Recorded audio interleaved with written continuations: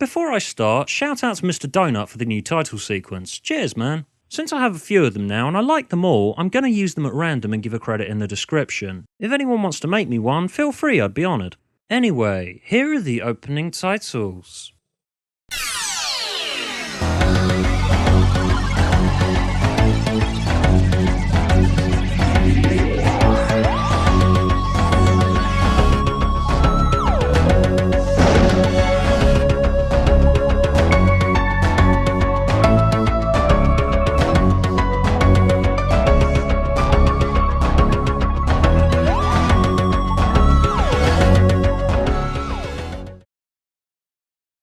I had a bit of trepidation going into Doom Coalition 3, least of all because people were telling me it was amazing, and if my expectations are too high, I'm usually disappointed. That, and as opposed to Dark Eyes, Doom Coalition as a whole had kind of been lacking in direction up until this point. Don't get me wrong, Doom Coalitions 1 and 2 had some solid little single idea stories that stand on their own, like Red Lady, Scenes from Her Life. I love the idea behind the Satanic Mill, even if the execution of it's pretty poor. And I would prefer a great story that hits you like a mallet to the face like Red Lady, rather than a decent but pretty convoluted 4-hour techno-babblathon like Dark Eyes 3.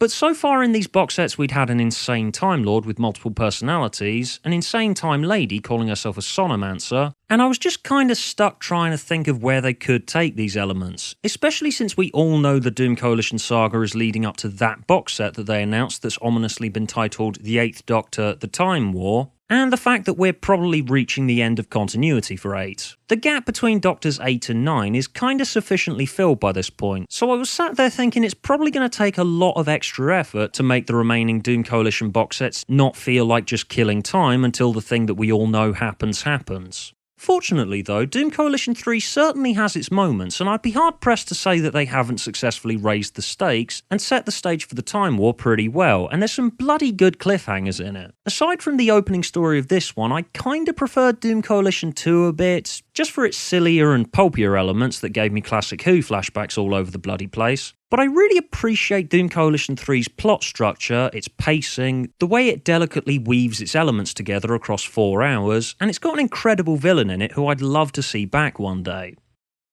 So Absent Friends is the opener, and it's one of those audio dramas where the plot revolves around an audio-based medium itself, which Big Finish tended to experiment with all the time in their early days, and while it's inventive, it's usually a bit of a pisser for me, as it means that my childish doodles are mostly going to be boring pictures of people stood in rooms doing normal talking shit. So before we begin, here's the most interesting image I could come up with, set to a funky bit of background music that I've had stuck in my head all week.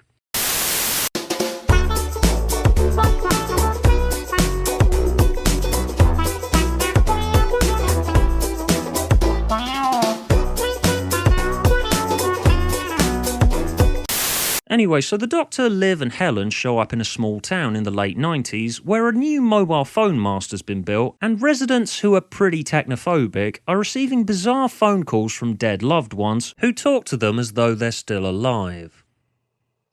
So quite different from Doom Coalition 2 to start out with. It's an incredibly dark idea, character focused, and incredibly inventive. Now you're talking my language, Big Finish! Seriously, Absent Friends is a flooring bit of sci-fi drama, and I do wish Big Finish did stuff like this more often. Yeah, given the way Doom Coalition 2 went, Absent Friends really throws you off. It's very light on the science fiction. Aside from time travel and the explanation for the phone calls and the bits of Liv's backstory, it's got a lot more in common with something like Black Mirror than most of Doom Coalition 2. And although I like Doom Coalition 2, that is a huge compliment. And while I'm on Liv's backstory, which is beautifully written by the way, I did feel that it was about time we had a character-focused story fleshing out Liv and Helen a bit more. While I liked Liv a lot up until this point, I did feel I was missing something with her, and this story delivered on it. Same with Helen, as in this one we have Helen, from the 1960s, visiting her brother about 40 years after she's supposed to have run away, and she's pretending to be her own daughter and learning what her family think of her now.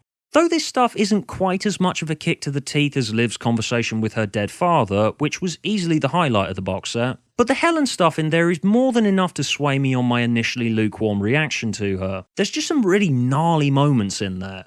Oh, and I just love how Absent Friends attempts to keep you second guessing at the phone company's motives. It paints this wonderfully unsettling portrait of a business that is literally called Superville, and it fleshes out this corporate environment in a very weird and sterile and alien way, but it doesn't really offer you anything other than mild little hints that something sinister and science fiction-y is going on here, which somehow made it all the more engaging. The narrative was actively playing with me, it was getting me involved in the Doctor and Liv's investigation. And that is precisely how you're supposed to do a mystery. In fact, Absent Friends is so bloody marvellous that I'm still not sure if this box set is actually as amazing as everyone says it is, or if I was just a bit underwhelmed by the rest of the box set, because this one is so fucking top notch. Next up, we got a story called The Eighth Piece. We see the Doctor splitting the party into three, sending Liv to the workshop of a mysterious clockmaker in 15th century Prague who's working on this bizarre artisan clock that can supposedly predict the end of the world. Meanwhile, Helen in 2016 has a meeting with a professor who's reconstructing a work of art. I wonder what the twist is going to be. And the Doctor is in 1538 with a caricature that they're calling Thomas Cromwell, who spends most of the duration stroking his beard and saying, "Excuse me a second, Doctor, I'm just going to step on this box of ridiculously tiny baby puppies." Oh, and they're fending off against robots with weird rotating puzzle box-like bodies that are searching for something called the Peace. Oh, and River shows up all over the place dressed as a nun for some reason. Given Absent Friends didn't exactly do a whole lot to set up the overarching plot of the box set, it more just wanted to get on and do its own thing. Its own fucking beautiful thing. The Eighth Piece does have a lot of stuff to do, and it doesn't quite get there. It's a bit scattered and all over the place, and I didn't have much of a clue about what was going on a fair bit of the time. It does pick up though once it's got its plot about the Doomsday Chronometer out there, and we get introduced to a new rogue Time Lord called the Clocksmith, who I really enjoyed. I was expecting a generic evil bastard from Doctor Who story type of character, and the Clocksmith is that to some degree, but I guess what I love so much about him is that he's a sadistic renegade Time Lord who considers himself an artist first and foremost, who freezes people in time, boils them in molten lead and other stuff, and paints them as they're suffering, as he wishes to create a work of art that really resonates with an audience. This idea is so gripping to me because as someone who laughably considers himself a writer to some degree, the burning desire to get an artwork just right can be scarily driving for you. Yet for people who've watched my short story videos, with those, and the ones I haven't shown you guys yet, I sweated fucking bullets over those stories for like 2 years wanting to get them just right. The Clocksmith's motivation makes so much sense, and it makes him genuinely terrifying because he's willing to go as far as he needs to for his art. Seriously here, I love the idea for this villain. In fact, I think Big Finish might have underestimated it. I suppose my only real letdown with this box set is he isn't in it enough. There's a twist in the next instalment, and then he's sort of gone forever for reasons that I'll leave blank. But I'd just love to see the Clocksmith back again. Maybe at some other points in his timeline in future stories, if anyone working at Big Finish is watching this. Which I know you are, Nicholas. I know you're watching me. I can see you through the screen. Anyway, while the Eighth Piece does take its bloody time to explain what the hell it's going on about, we end on a bloody brilliant cliffhanger, and I was on the edge of my fucking seat going into episode 3. Which is called the Doomsday Chronometer, which... that is just the most pulp sci-fi title you could possibly give something. I mean, seriously here. One day I want to write a Doctor Who story called something along the lines of The Eternity Reliquary, or The Anti-Disestablishmentarianism of Infinity. Preferably the latter. I mean, fuck knows what that story actually entails, but who gives a shit? Just look at that title! Anyway, the Doomsday Chronometer is a continuation of the Eighth Piece, seeing River and Helen teaming up and hunting down pieces of this Doomsday Chronometer, while the Doctor meets with the Queen of the Puzzle Robot world, and they go and track down the Clocksmith, while the Clocksmith himself is mostly just sort of off-screen doing shit. Anyway, I was having a surprising amount of fun with River in this one. Granted, that shouldn't really come as much of a surprise, as while it did take Alex Kingston a while to really feel at ease in the audio medium, she did do a bloody good job in the second half of her solo series, and a lot of her dialogue in this one is really bouncy and well delivered. Though there is a really quite laughable moment where the Doomsday Chronometer's been activated, and we've got her literally screaming, "Ah, that hurts!" And while the line's not exactly good in the first place, the way it was delivered just kind of reminded me of... Oh, and while I'm on River, I like that now someone's come up with a way for River to meet the 8th Doctor without the timelines fucking themselves. Basically, her nun outfit has a psychic wimple that makes her look like someone else so she can meet the 8th Doctor and not reveal her identity because he's supposed to not have met her yet. It's a bit cheesy, yeah, but it makes the narrative feel a bit less flummoxed by the whole fiddly time travel related problems of the way that River was set up. Anyway, I enjoyed the Doomsday Chronometer a lot more than the last one, mostly because I actually knew what the fuck was going on by this point. And there's some beautiful description by the Queen of the Puzzle Robots recounting the clocksmith visiting her world and taking the puzzle people apart and putting them back together again to make them work for him. Speaking as the boring sort of person who genuinely enjoys jigsaw puzzles, there's something strangely captivating about just the imagery used in this one.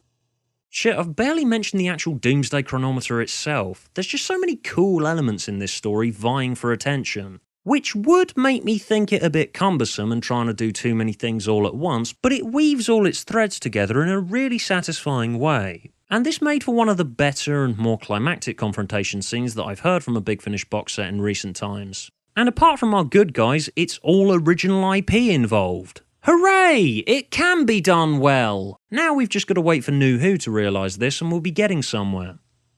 The Crucible of Souls finishes up the box set, and while it took a while to really hook me in, as it starts with a rather ploddy and predictable idea of having Liv and Helen wander in on the 11 as he regenerates, and he convinces them that he's the Doctor, and he tricks them into helping him steal shit and help him in his long-term plan, while the Doctor and River arrive on a ship full of time refugees who've been slaughtered by rogue Time Lords, and she gets him to use a psychic cloak to convince everyone that he's the 11, and oh, they've swapped places. Oh my god, how clever and subversive or whatever.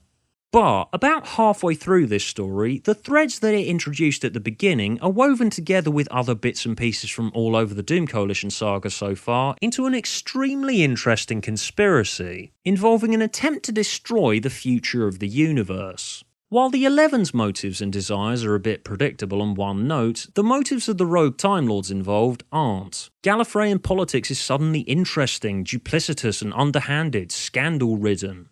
You know, just like real-world politics is. The plot's dangerous, everything's at stake, and it actually feels like it. The narrative doesn't just hammer the fact that important stuff is happening, the world is ending, oh my god. No, it actually uses some pretty interesting timey-wimey ideas in its conclusion. Crucible of Souls is a really dark and bleak bit of technobabble-ridden sci-fi for all the right reasons, complete with a ship full of slaughtered innocents, and some really quite horrible shit happens to Helen in this one. I didn't realise it up until this point, but Absent Friends did a really good job of making me care about what happens to her. Almost too well, in fact. And the story ends on one gobsmackingly massive cliffhanger that I totally didn't see coming. No, really, it's a Big Finish box set that ends on a cliffhanger. This is really, really unexpected given Big Finish box sets, particularly the 8th Doctor ones, kinda tended to wrap things up a bit too neatly by the end of episode 4. With some threads left out there for inevitable sequels, yes, but I felt they've mostly been a bit too neat and orderly to be truly adventurous, and just the fact alone that this one doesn't do that is a huge rug-pulling moment. Anyway, as a whole... Okay, it's taken me the writing of this review to realise it, but yeah, Doom Coalition 3 is better the more I think about it, which is the best type of better. It's really tight and intricately plotted, apart from a waffly little bit in the middle, and that gorgeous opening story might rank up there in my favourite Big Finish plays. And since I've heard a ton of them by this point, that's really saying something.